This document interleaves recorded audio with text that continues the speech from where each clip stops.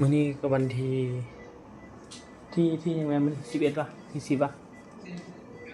ฮะมื้อนี้ก็ที่อะไรก็แม่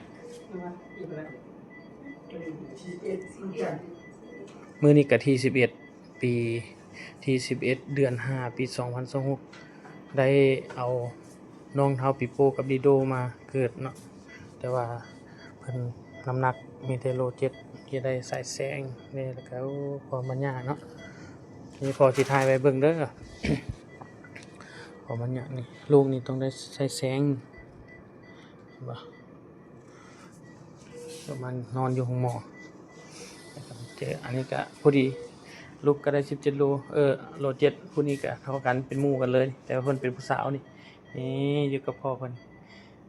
สบายแล้วผู้นี้นะบ่ได้ใส่หยังแล้วเออแต่ว่าถ่ายไว้ลูกเบิ่งบัดลูกใหญ่